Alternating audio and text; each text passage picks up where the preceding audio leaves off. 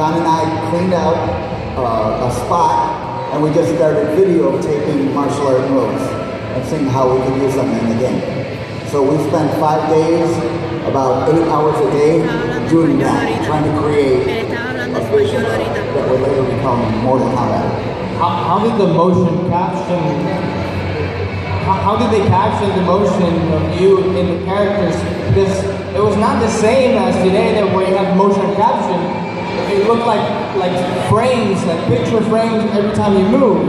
That's actually videotape frames. So at the beginning, John's idea was to make Mortal Kombat like, there was an arcade game called Dragon Slayer. So he wanted to make it look really very real. But for the technology at the time, he had to start taking out frames of the videotape. So what you see is actually a videotape movement. Wow. Did you have any involvement in the fatalities and stuff like that? Yeah, I created a lot of the fatalities or special moves. Also the actors from 1 and 2 who created the personalities of their characters got to contribute a lot to the character.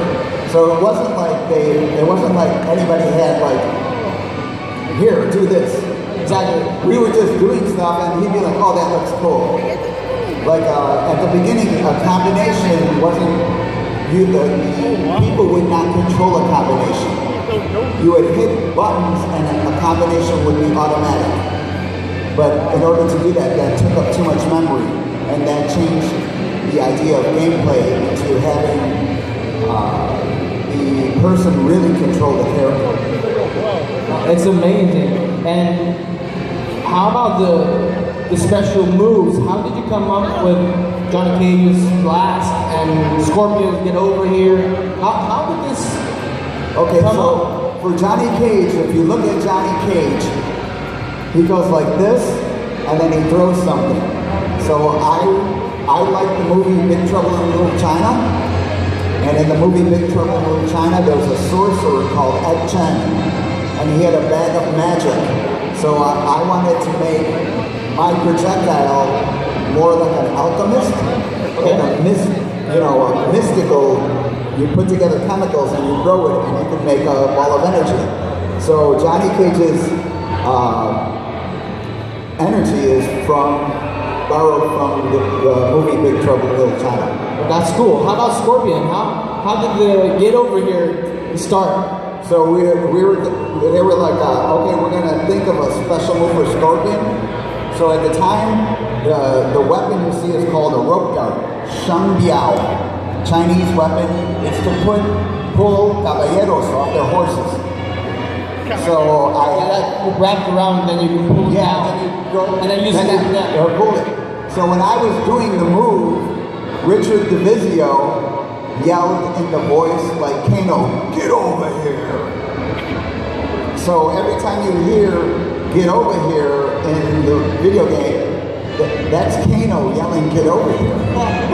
Wow, that's amazing. Yeah, later on, Ed would do the voice, but the idea came from Richard DeVizio.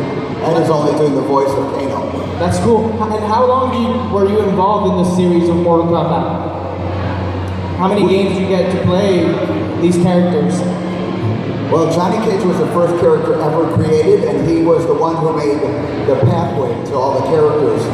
So we might have shot him for total hours, maybe 3 weeks worth of work, so hundreds of hours. Is it true that it's based on Vandam? No, it is not. Okay. Myth busted, people. Yeah, Johnny Cage is actually based on Daniel Rad from Iron Fist. And there's a whole... The game was going to be 200 cabinets.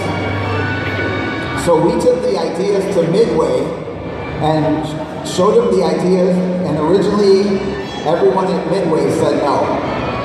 So originally, even the guy in charge of the game right now, at the beginning, didn't think it was a good idea. So, but they like the idea of a fighting. People think that Mortal Kombat was going to be with Van Damme, but No, that was a totally different idea. It's a myth. That's a totally different idea than our idea. See, myth busted right here on Epicon. Yeah, but back then you don't have the internet like right now, so people didn't know. You know, they get a rumor and it starts like that. And two, the costume looks like that because that's what I had in my closet at home. Nobody bought the costume. John just said, hey, wear white shorts and a sash and some shoes. And that happens to be what I picked out at home. I just brought it to the studio and started filming like that. So it just looks like that just by chance. What other character did you play besides Johnny and Scorpion? I also did, at the time, Sub-Zero and Reptile. Reptile? Yeah. So what happened was, originally we wanted to do 9 characters. So, different characters, but we were running out of time, and John was like, hey, can you shoot enough movements to make 3 or 4 Lin Kuei? And at that time, too, when we were making the video game, all the ninjas are Lin Kuei. And later on, they changed the story. I know they wanted to change the story for whatever reason, because Hollywood wanted to make a different story. But originally, all the ninjas are Lin Kuei, from the same clan. So I just took a whole day and filmed enough ninjas for 4 ninjas. Wow, incredible. And is it actually true that you had to train on all of these people that were in the game? Yeah, a lot of them I trained or helped. Too, when we were making the game, we really didn't have like Photoshop, or there was no motion capture. And we're trying to do it with a videotape and limited lighting. So if you jumped up too high, your head would be too dark for the videotape. So a lot of it was discovering things. So I came up with the idea of sitting in a chair or on a bench and then kicking like that, only because I jumped up in the air like already 50, 60 times and none of it would look good on film. So it was necessity. I got tired. I was like, man, I'm jumping. And two, Johnny Cage did all the moves on concrete. Mm-hmm. So for the first days we did it, I would flip on concrete. There was no mask. There was not anything like that. So it was tough. So eventually, after creating ideas and designing ways, I was like, help the other characters create their personalities, because I was like, oh, we can't do that. If we do this, it won't turn out, it looks the same because it's a 2-dimensional figure. So a lot of the moves, so if I did this and I do this, it almost looks the same when we cut out frames. Yeah, because it was 2D, it wasn't 3-dimensional camera work. Yeah, so I help the other characters know, like, not waste time. Like, oh no, we could do this, we can't do that. Do it this way, do it that way. Oh, we gotta make it different. Everybody has to look a little. In the first 2 games, you'll really notice that all their techniques are different. Some do this. Raiden likes to do this. I know a lot of people do it like this, but actually Raiden does it like this. So, we try to make each one a really different personality. And after being in this game, how did your career change? Where have you been doing after all this involvement? Actually, it made me really appreciate the Chinese martial arts, or the traditional martial arts. I didn't like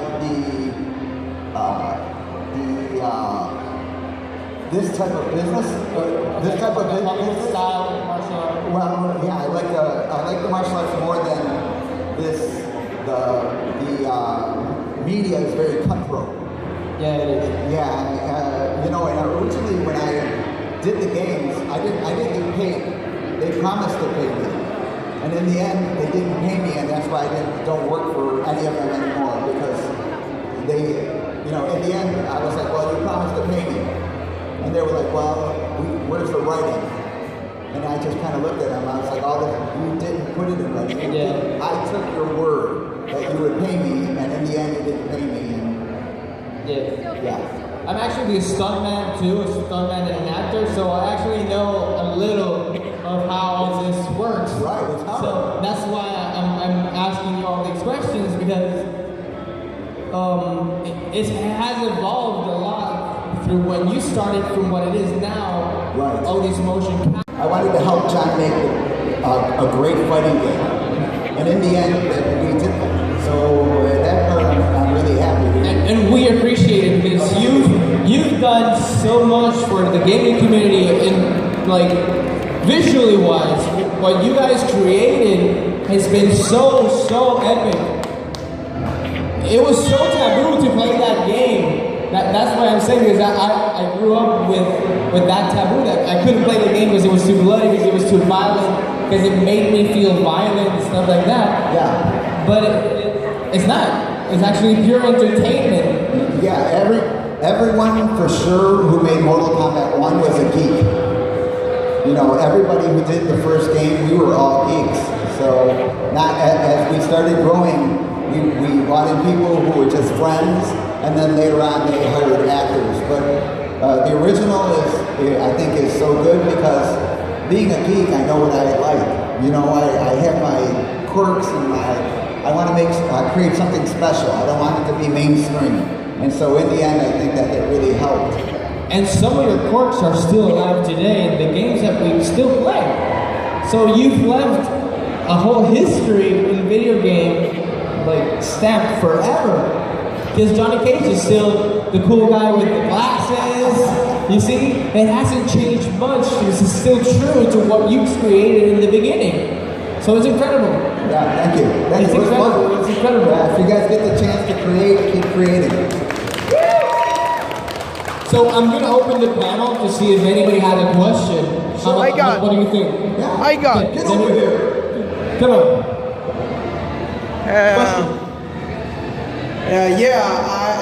When I got years playing Mortal Kombat when I was a kid, since Mortal Kombat 1 to Mortal Kombat X and soon Mortal Kombat 11. And when I beat all the games, I saw your name on the credits, and I'm meeting you, and I'm going to talk about the character of Johnny Cage. So you're telling about the character from the movie, do you think? But I have another character, is something looks like Frank Dux from Bloodsport, because the clothes, the outfit, like a little bit of Bloodsport, Frank Dux, and it's the similar character that, like from Johnny Cage from Mortal Kombat 1, and the character from Johnny Cage, it's based like Nicolas Cage and Jean-Claude Vandam, and I'm thinking about that. Actually, yeah, people say that I look like Nicolas Cage. That's me. That was me. Yeah, not as tall, but as far as the way it does look like Bloodsport, but that's just coincidence. Because again, there was no costume. John just said, "Hey, what do you have in your closet? You know, we need something. You know." Yes, and it's the 80s. It's the 80s, so everybody's wearing biker shorts. So I wore a pair of biker shorts, and John is like, "Oh, you need something of a different color, so that way it'll distinguish your upper half and lower half. You know, that way we have this in the middle of the frame to do it." And I was in Kung Fu, and I was like, "Well, I got a red sash," and he's like, "Okay, bring your red sash."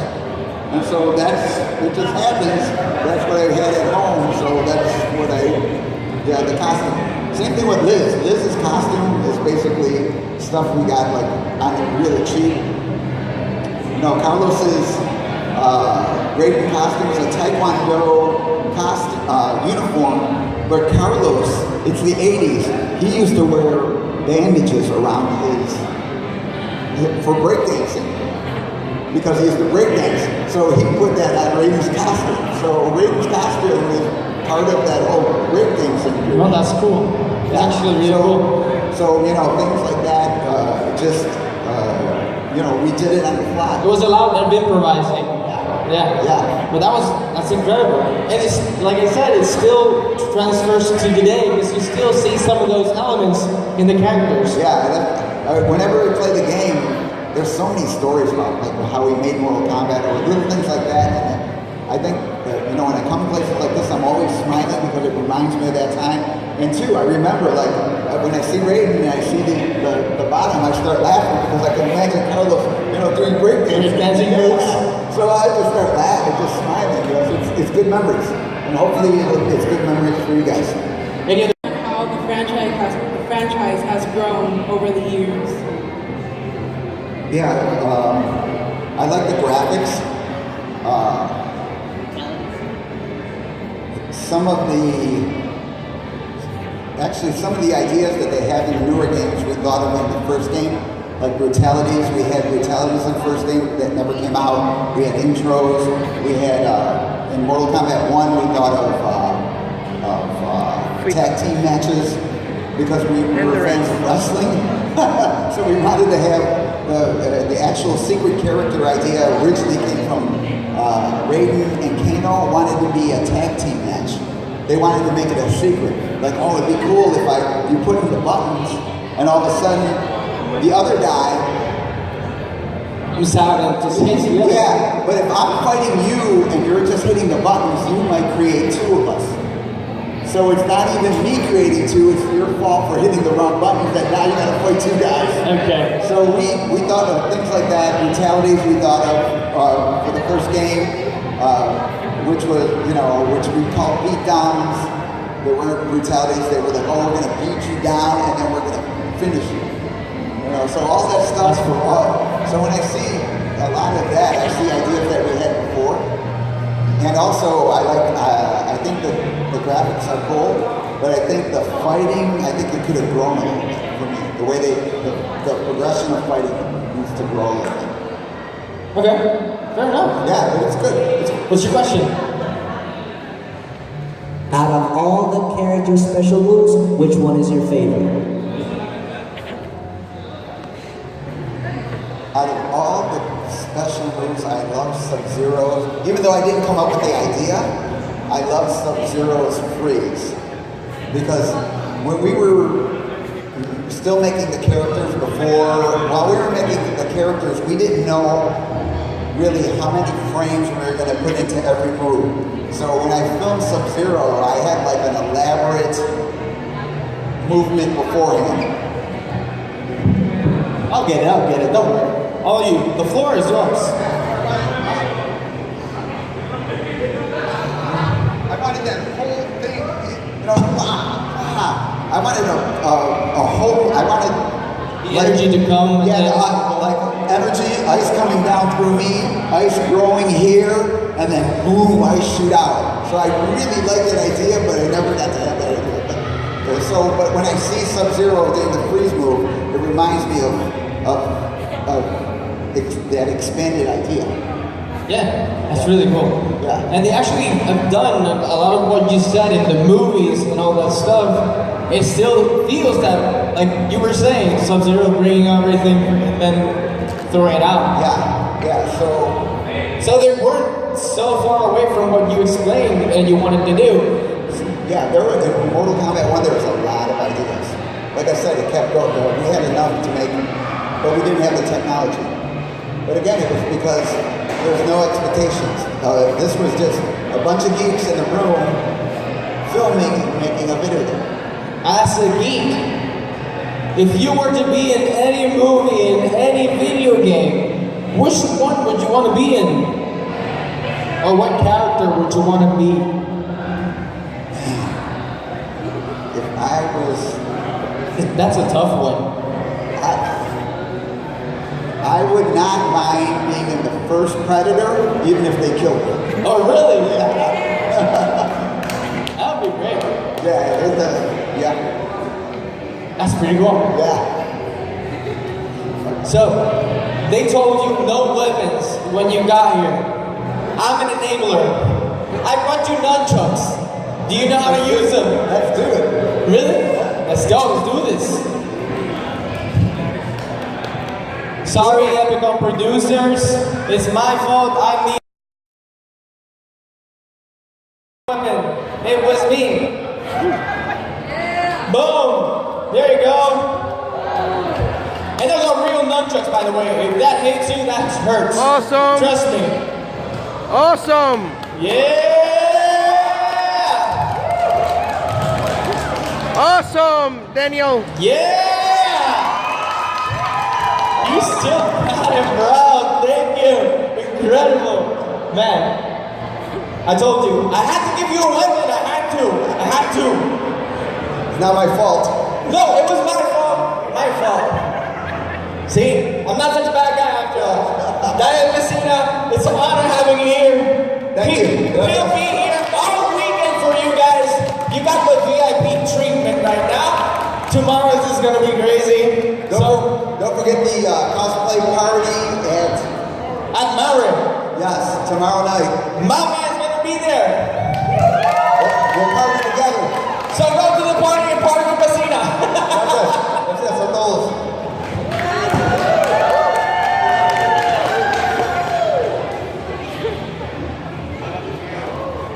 Bueno, mi gente, no se vayan. Que yo, por mi lado así, porque yo quise, también voy a atrapar a mi sister para acá arriba. Y vamos a hacer un Q&A. Así que si tienen preguntas, sí, yo la voy a buscar ahora. Búsqueme a tu sister. Yo la voy a buscar ahora. Y voy a sentar aquí con ella para tener una pequeña conversación. Autograph and picture. Oh, yeah. We were, you remember me, my face? Yes. Here, that we were here. Yeah. Yeah. Great.